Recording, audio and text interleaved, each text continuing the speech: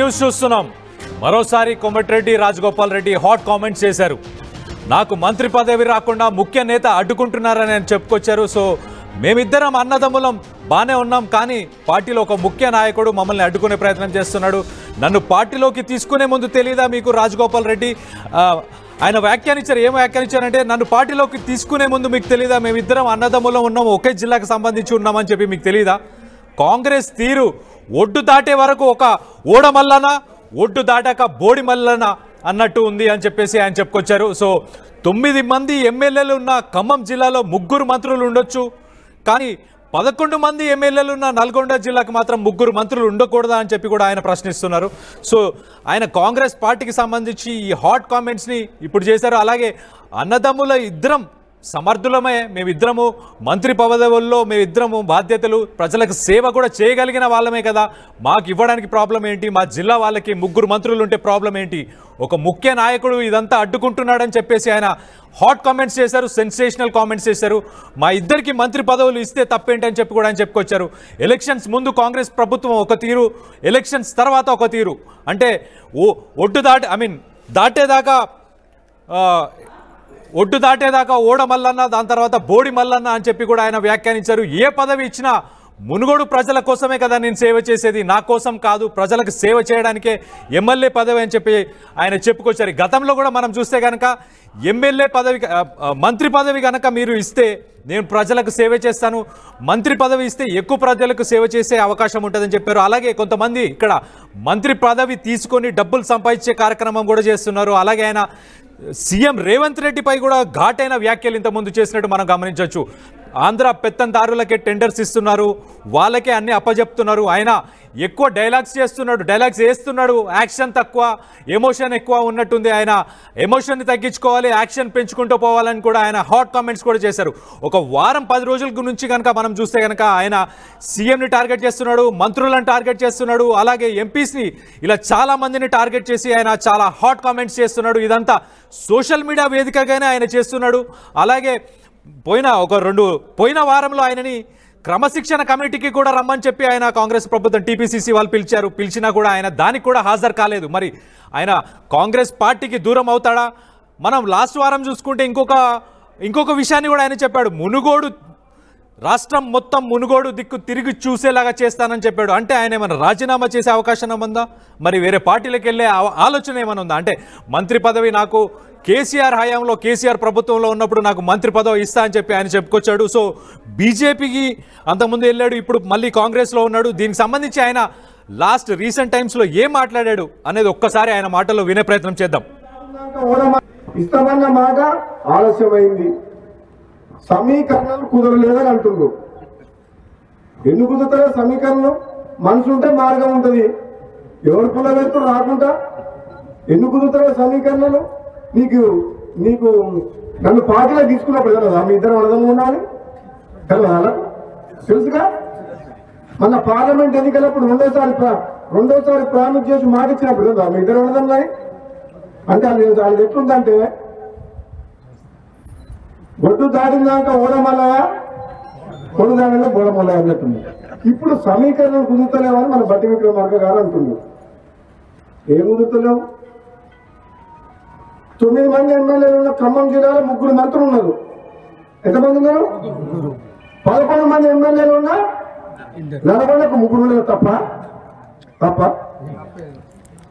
మహబూబ్ గారికి ముఖ్యమంత్రి ఇచ్చినాం కదా మనం. రేవంత్ రెడ్డికి ముఖ్యమంత్రి ఇచ్చినప్పుడు ఇద్దరు తప్పేంది? ఇదే నమ్మడం లేవాలన్నా తక్కువ ఇద్దరికిద్దరే గట్టలమే ఇద్దరం. ఒడ్డు దాటేదాకా ఓడ మల్లన్న, ఒడ్డు దాటిన తర్వాత బోడి మల్లన్న అన్న పరిస్థితి ఉంది. నాకు కాంగ్రెస్కి తెలియదా మా అన్నదమ్ములు ఇద్దరిని తీసుకున్నప్పుడు మేమిద్దరం ఒకటే ఫ్యామిలీకి సంబంధించిన వాళ్ళమని? అప్పుడు తెలీదా?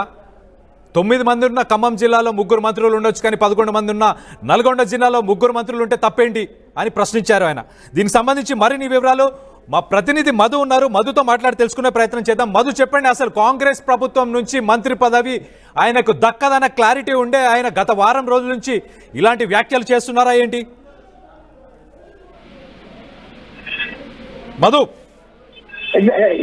కళ్యాణ్, ఆయనకు మంత్రి పదవి దక్కదు అన్న క్లారిటీ ఉందా? దాని మీదనే ఈయన వారం రోజుల నుంచి సోషల్ మీడియా వేదిక కావచ్చు, ఎక్కడ మీటింగ్స్ వెళ్ళినా కూడా ఇలాంటి వ్యాఖ్యలు చేస్తున్నారు.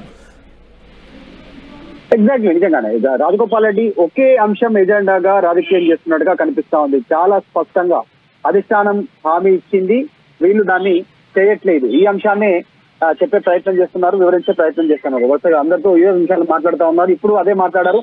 నేను పార్టీలోకి వచ్చేటప్పుడు మేమిద్దరం అన్నదమ్ముల్లో ఉన్నటువంటి విషయం అధిష్టానానికి తెలవదా? ఎంపీ స్థానాన్ని గెలిపించాలని పిలిచి చెప్పినప్పుడు, బాధ్యతలు అప్పచెప్పినప్పుడు మేమిద్దరం అన్నదమ్ముల్లో ఉన్నామనేటువంటి విషయం తెలవదా? అయినా మేమిద్దరం గట్టలేం కదా, ఇద్దరికి ఇస్తే తప్పేంటి?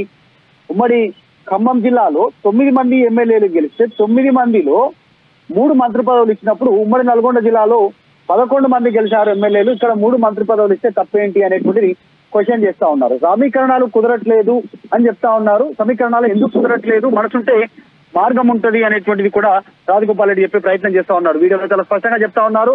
ఒక రకంగా చెప్పాలంటే కళ్యాణ్, ఈరోజు కాంగ్రెస్ పార్టీ అధిష్టానానికి, ప్రభుత్వానికి రాజగోపాల్ రెడ్డి హెచ్చరిక చాలా స్పష్టంగా కనిపిస్తా ఉంది. మునుగోడుకు అభివృద్ధి కోసం ₹1 నిధులు ఆపినా బాగుండదు. మునుగోడు ప్రజలకు అన్యాయం చేస్తే నాకు అన్యాయం చేసినట్టే. నాకు మంత్రి పదవి లేట్ గా ఇచ్చినా పర్వాలేదు, కానీ ప్రజలకు సంబంధించినటువంటి అభివృద్ధి కోసం మాత్రం ₹1 నిధులు పెండింగ్ పెట్టినా, నిధులు విడుదల చేయకపోయినా మొత్తం మునుగోడును అవమానించినట్టే. గతంలో ప్రభుత్వానికి హెచ్చరించాను, ఇప్పుడు హెచ్చరిస్తున్నానంటూ ఒక హెచ్చరికను, చాలా డైరెక్ట్ హెచ్చరికను మునుగోడు ఎమ్మెల్యే మంత్రి పదవి ఆశిస్తున్నటువంటి రాజగోపాల్ రెడ్డి స్టేట్మెంట్ చేశారు. కాకపోతే సమీకరణాల దృష్టికి వస్తే బయట జరుగుతున్న చర్చ గురించి మనం మాట్లాడుకుంటే, రెడ్డి సామాజిక వర్గం నుంచి ఇప్పటికే మంత్రివర్గంలో ఎక్కువ ఉన్నారు, అన్ని పదవుల్లో ఎక్కువ ఉన్నారు, పార్టీలో వాళ్ళే ఉన్నారు, నామినేటెడ్ పోస్టుల్లో వాళ్ళే ఉన్నారు.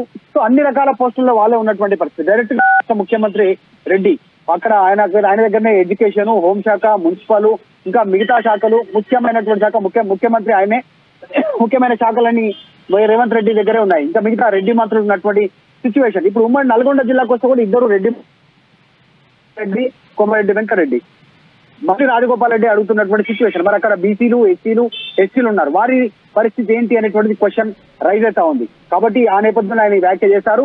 ఒక డైరెక్ట్ గా చెప్పాలంటే ఈ రోజు రాష్ట్ర ప్రభుత్వానికి హెచ్చరిక జారీ చేశారు. ఈ రోజు అధిష్టానానికి కూడా ఒక రకంగా డైరెక్ట్ గా హెచ్చరిక చేస్తా ఉన్నారు.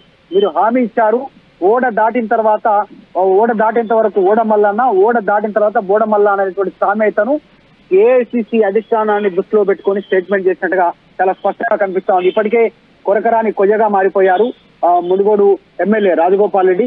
నేను ఎమ్మెల్సీగా పనిచేశాను, ఎంపీగా పనిచేశాను, ఎమ్మెల్యేగా పనిచేశాను, మళ్ళీ ఎమ్మెల్యే ఆయను, నాకు మంత్రి ఇచ్చే తప్పేంటి అనేటువంటి స్టేట్మెంట్ చేస్తా ఉన్నారు. కాబట్టి ఆయన విషయంలో ఎలాంటి నిర్ణయం తీసుకోవాలి, ఎట్లా ముందుకు పోవాలనేటువంటిది కాంగ్రెస్ పార్టీ అధిష్టానం కూడా ఒక నిర్ణయం తీసుకోలేకపోతా ఉంది సిచ్యువేషన్. సో ఆయన బీజేపీలో వర్క్ చేశాడు. లాస్ట్ వీక్ ఆయన ఒక స్టేట్మెంట్ కూడా ఇచ్చారు చాలా క్లియర్ గా. ఏమని అంటే మొత్తం రాష్ట్రం అంతా మునుగోడు వైపు తిరిగి చూసేలా చేస్తానన్నాడు. అంటే ఆయన రాజీనామా చేసే అవకాశం ఏమన్నా ఉందా? బై ఎలక్షన్స్ కి వెళ్లే అవకాశం ఉందా? ఒకవేళ వెళ్తే ఏ పార్టీలోకి వెళ్తాడు? ఎగ్జాక్ట్లీ, చాలా స్పష్టంగా మునుగోడు ఎమ్మెల్యే రాజగోపాల్ రెడ్డి అధిష్టానానికి, కాంగ్రెస్ ప్రభుత్వానికి తెలంగాణలో హెచ్చరిక జారీ చేస్తా ఉన్నారు. ఆ హెచ్చరికలను చూస్తా ఉంటే చాలా స్పెషల్, చాలా స్ట్రైట్ గా టార్గెట్ చేస్తున్నారు ముఖ్యమంత్రిని, కాంగ్రెస్ పార్టీ అధిష్టానాన్ని. మళ్ళీ ఈ రోజు కూడా అదే చేసినటువంటి స్టేట్మెంట్. కాబట్టి ఆయన మళ్ళీ గతంలోనే ప్రభుత్వానికి హెచ్చరించాను, ఇప్పుడు హెచ్చరించాను అంటున్నారు. ఇక బీఆర్ఎస్ గత ప్రభుత్వంలోకి వెళ్తే అప్పుడు రాజీనామా చేసిపోయి ఉప ఎన్నిక తెచ్చారు. సో ఇప్పుడు కూడా అవసరం అనుకుంటే మునుగోడు ప్రజల కాళ్ళ దగ్గరికి ప్రభుత్వాన్ని తీసుకొస్తాను అనేటువంటి స్టేట్మెంట్ గతంలో కూడా మొన్న రీసెంట్ గా చేశారు. కాబట్టి ఆయన రాజీనామా కూడా చేసే అవకాశం ఉంది. అంటే ఆయన మొన్న మాట్లాడుతూ రాజగోపాల్ రెడ్డి స్థానిక సంస్థల ఎన్నికల కంటే ముందుగా మంత్రివర్గ విస్తరణ చేయాలి అనేటువంటి స్టేట్మెంట్ చేస్తా ఉన్నారు. ఎందుకు చేస్తా ఉన్నారంటే ఆయన మంత్రివర్గ ఆశిస్తున్నారు కాబట్టి. స్థానిక సంస్థల ఎన్నికల కంటే ముందు కనుక మంత్రివర్గ విస్తరణ చేయకుండా, ఒకవేళ మంత్రివర్గ విస్తరణ చేసి రాజగోపాల్ రెడ్డికి అవకాశం ఇవ్వకుండా ముందుకు వెళ్తే మాత్రం ఆయన రాజగోపాల్ రెడ్డి రాజీనామా చేయడానికి సిద్ధంగా ఉన్నట్టుగా ప్రచారం జరుగుతా ఉంది. దాన్ని ఆయన ఓపెన్ గా ఆయనే చెప్పారు. మునుగోడు ప్రజల కాళ్ళ దగ్గరకు తీసుకొస్తాను ప్రభుత్వం అంటే దాని మీనింగ్ అదే. గతంలో తీసుకొచ్చాను బీఆర్ఎస్ ప్రభుత్వాన్ని అన్నాడు. సో అప్పుడు రాజీనామా చేస్తేనే ఉప ఎన్నిక వచ్చింది. సో ఇప్పుడు ఈ ప్రభుత్వాన్ని కూడా మునుగోడు ప్రజల కాళ్ళ దగ్గరికి తెస్తానంటున్నారు సొంత కాంగ్రెస్ పార్టీ. అంటే మళ్ళీ రాజీనామా చేస్తేనే ఆ పరిస్థితి వస్తుంది అనేటువంటిది చర్చ కావస్తుంది. కాబట్టి రాజగోపాల్ రెడ్డి నిజంగా రాజీనామా చేస్తే ఏ పార్టీలోకి వెళ్తారనేటువంటి సస్పెన్స్. ఇండిపెండెంట్ గా నిలబడతారా, లేదంటే నిజంగా బీజేపీ నుంచి గెలుస్తారా చూడాలి. ప్రస్తుతానికి ఎట్లా సిచ్యువేషన్ ఉంది అనేది పెద్ద ఎత్తున చర్చ వారం రోజుల నుంచి ఆయన సోషల్ మీడియా మాధ్యమం కానీ లేకపోతే ఇలా పబ్లిక్ మీటింగ్స్లో ఎక్కడికి వెళ్ళినా కానీ ఇలాంటి స్టేట్మెంట్స్ సీఎంని అడ్రస్ చేసుకుంటూ అలాగే ఏఐసీసీకి సంబంధించిన అడ్మినిస్ట్రేషన్ అక్కడికి సంబంధించిన వాళ్ళని కూడా అటాక్ చేస్తున్నాడు. ఇలాంటి పరిస్థితి చూస్తే మరి టీపీసీసీ కాంగ్రెస్ తరఫు నుంచి ఎలాంటి యాక్షన్ కూడా లేదు. ఎందుకు మరి మొన్న డిసిప్లినరీ కమిటీకి సంబంధించి దానికి రమ్మన్న కూడా ఆయన హాజరు అవ్వలేనట్టు ఉంది కదా. సో దానికి సంబంధించి ఏంటి రెస్పాన్స్ పార్టీ తరఫు నుంచి ఎలాంటి రెస్పాన్స్ లేదు మరి? ఎగ్జాక్ట్లీ ప్రజెంట్ ఎట్లా ఉందంటే రాజగోపాల్ రెడ్డి సిచ్యువేషన్ కాంగ్రెస్ పార్టీ ఎట్లాంటి ఫేస్ చేస్తున్నాడు, రాజగోపాల్ రెడ్డికి సంబంధించిన అంశాన్ని ఎత్తుకోను లేదు, కిందికి దించను లేదు అనేటువంటి సిచ్యువేషన్ ఉంది. ఇప్పుడు మన సామెత రూపంలో చెప్పుకుంటే ఆయన సొంత పార్టీ ఎమ్మెల్యే మొన్న ఇందులో హామీ ఇస్తేనే వచ్చారు. నిజంగానే ఏసీసీ అధిష్టానం హామీ ఇస్తేనే ఆయన ఇందులోకి వచ్చారు, మంత్రి పదవి ఇస్తేనే. అది మొన్న రీసెంట్ గా పట్టి విక్రమార్క కూడా క్లారిఫై చేశారు. సో కాబట్టి అధిష్టానం ఇయ్యను అని చెప్పలేదు, ఇవ్వము అని చెప్పలేదు. అట్లాంటి ఒక క్లిష్ట పరిస్థితిలో అధిష్టానం ఉంది. అందులో భాగంగానే రాజగోపాల్ రెడ్డి విషయంలో ఏ నిర్ణయం తీసుకోలేనటువంటి స్టేజ్ లో ఉంది. ఇప్పుడు దించితే నేలపాలు, ఎత్తుకుంటే మొత్తం బరువు మోయాల్సినటువంటి సిచ్యువేషన్ ఉంది ఈ సిచ్యువేషన్ లో. కాబట్టి మరి రాజగోపాల్ రెడ్డి విషయంలో మంత్రి పదవి ఇచ్చి నిజంగానే దాన్ని సద్దుమణిగే చేస్తారా, ఒకవేళ లేదంటే ఇప్పట్లో మంత్రివర్గ విస్తరణ చేయకుండా ఇంకేదైనా నిర్ణయం తీసుకుంటారా, లేదా రాజగోపాల్ రెడ్డి స్వతహాగా పార్టీలో నుంచి వెళ్ళిపోయేలాగా చేస్తారా? పదే పదే ఒక ముఖ్య నాయకుడు అడ్డుపుల్ల వేస్తున్నాడు అంటూ ఇందాక మాట్లాడినటువంటి వీడియోలో కూడా మాట్లాడారు. మా ముఖ్య నాయకుడు ఎవరు?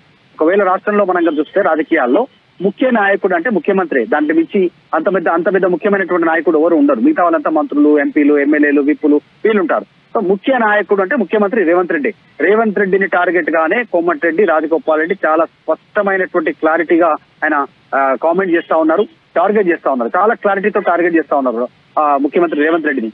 సో ఎలాంటి డౌట్ లేదు, ఆయన ముఖ్యమైన నాయకుడు అంటూనే ముఖ్యమంత్రిని టార్గెట్ చేస్తా ఉన్నారు. కాబట్టి గతంలో కూడా డైరెక్ట్ గా ఆయన పేరుతో ఆయన టార్గెట్ చేశారు. నేనే 10 ఏళ్ళు ముఖ్యమంత్రి ఉన్నప్పుడు సోషల్ మీడియా జర్నలిస్ట్ కి సంబంధించిన అనేక అంశాలు డైరెక్ట్ ఆయననే టార్గెట్ చేశారు. ఇంకా పలు వేదికల్లో ముఖ్యమైన నాయకుడు అడ్డుకుంటున్నారంటూ పుల్లలు పెడుతున్నారంటూ స్టేట్మెంట్. సో రేవంత్ రెడ్డిని టార్గెట్ చేస్తూ మాట్లాడుతూ ఉన్నారు. దీన్ని ఎక్కువ టాలరేట్ చేస్తే ఎంత దూరం పోతుంది అనేటువంటిది చూడాలి. మరి ఆయనంతకు ఆయన వెళ్ళిపోయేలా చూస్తా ఉన్నారా, లేదంటే పార్టీ క్రమశిక్షణ చర్యలు తీసుకుంటుందా? ఒకవేళ క్రమశిక్షణ చర్యలు తీసుకుంటే ఆయన సింపతి గెయిన్ చేసుకునే అవకాశం ఉంటుంది, మునుగోడు ఉప ఎన్నిక వచ్చేటువంటి అవకాశం ఉంటుంది. నేను మంత్రి పదవి అనేది నన్ను రాజీనామా చేస్తాను, నేనేం తప్పు చేశాను, అవినీతి చేయలేదు, ఏం చేయలేదు, వీళ్ళు కష్టపడమంటే కాంగ్రెస్ పార్టీ కోసం కష్టపడ్డాను, ఎంపీ సీట్లను గెలిపించాను, వాళ్ళే హామీ ఇచ్చారు, ఇప్పుడు నాకు సస్పెండ్ చేశానని చెప్పుకునే అవకాశం ఆయనకు ఉంటుంది. సో అట్లాంటి అవకాశం ఇవ్వద్దు అనుకుంటే రోజు కోమటిరెడ్డి రాజగోపాల్ రెడ్డి కాంగ్రెస్ పార్టీ అధిష్టానాన్ని, కాంగ్రెస్ పార్టీ ప్రభుత్వాన్ని, ముఖ్యమంత్రి రేవంత్ రెడ్డిని టార్గెట్ చేసే అవకాశం ఉంటుంది. అది ప్రతిపక్షాలకు పెద్ద ఎత్తున ఆయుధంగా మారే సిచ్యువేషన్ ఉంటుంది. కాబట్టి ఏం పాలుపోలేని సిచ్యువేషన్, ఇప్పుడు కిందికి దించలేరు, ఎత్తుకొని బరువును అట్లనే ఉంచుకోలేరు అనేటువంటి పరిస్థితి కాంగ్రెస్ పార్టీ అధిష్టానం ముందుంది రాజగోపాల్ రెడ్డి విషయంలో. మరి రాజగోపాల్ రెడ్డి ఆయన అల్టిమేటం జారీ చేస్తా ఉన్నారు, చాలా స్పష్టంగా హెచ్చరికనే డైరెక్ట్ ఆయన మాటల్లోనే హెచ్చరిక చేస్తున్నాను ప్రభుత్వానికి అంటూ స్టేట్మెంట్ చేస్తా ఉన్నారు. మరి ఏం తీసుకుంటుందో కాంగ్రెస్ పార్టీ అధిష్టానం చూడాలి. Thanks for the update Madhu. మనం చూస్తే కనుక మరోసారి కోమటిరెడ్డి రాజగోపాల్ రెడ్డి హాట్ కామెంట్స్ చేశారు. నాకు మంత్రి పదవి దక్కకుండా ఒక ముఖ్య నేతని అడ్డుకుంటున్నారని చెప్పుకొచ్చారు ఆయన. మేమిద్దరం అన్నదమ్ముల మంత్రులుగా ఉంటే తప్పేంటి? 9 మంది ఎమ్మెల్యేలు ఉన్న ఖమ్మం జిల్లాలో 3 మంత్రులు ఉన్నప్పుడు నల్గొండ జిల్లాలో 11 మంది ఎమ్మెల్యేలు ఉన్నారు, ఇక్కడ 3 మంత్రులు ఉంటే తప్పేంటి అని ఆయన చెప్పుకొచ్చారు. కాంగ్రెస్ పార్టీ గెలిచేదాకా ఒకలాగా, గెలిచిన తర్వాత ఒకలాగా ఉందని చెప్పేసి ఆయన చెప్పుకొచ్చారు.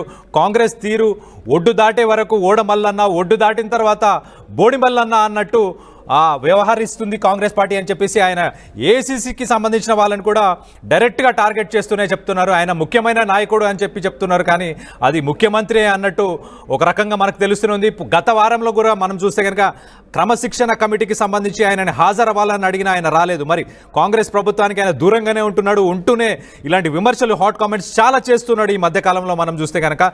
సో మరి ఆయన పార్టీ వీడి ముందుకెళ్తాడా, వేరే పార్టీకి వెళ్తాడా, లేకపోతే రాష్ట్రం మొత్తం మునుగోడు వైపు తిరిగి చూసే పరిస్థితి తీసుకొస్తానని కూడా ఆయన చెప్పాడు. మరి అది ఒక ఆయుధం లాగా ప్రతిపక్షాలకు కూడా మారే అవకాశం ఉందని చెప్పేసి ఇప్పుడే మధు చెప్పడం జరిగింది. సో దీనిపై మీరేమనుకుంటున్నారు? కోమటిరెడ్డి రాజగోపాల్ రెడ్డి కాంగ్రెస్లో ఉంటే బాగుంటుంది అనుకుంటున్నారా, వేరే ఏ పార్టీకి వెళ్తే బాగుంటుంది అనుకుంటున్నారు? కింద కామెంట్ రూపంలో తెలియపరచండి. రానున్న రోజుల్లో కాంగ్రెస్ ప్రభుత్వం మరి దీనిపై ఎలాంటి చర్యలు తీసుకుంటుంది అన్న దాని గురించి ఒక్కసారి ఉత్కంఠం నెలకొంది ప్రస్తుతానికి. సో ఒక్కసారి ఆయన ఏం మాట్లాడాడో ఆయన మాటల్లోనే వినే ప్రయత్నం కూడా చేద్దాం ఒక్కసారి. ఇస్తామన్న మాట ఆలస్యమైంది, సమీకరణలు కుదరలేదని అంటుండ్రు. ఎందుకు కుదురుతారో సమీకరణలు? మనసు ఉంటే మార్గం ఉంటుంది, ఎవరు పుల్లబెడుతూ రాకుండా ఎందుకు కుదురుతారో సమీకరణలు? నీకు నన్ను పార్టీలో తీసుకున్నప్పుడు కదా మీ ఇద్దరు అడగం ఉన్నాను తెలియదు వాళ్ళకు తెలుసుగా.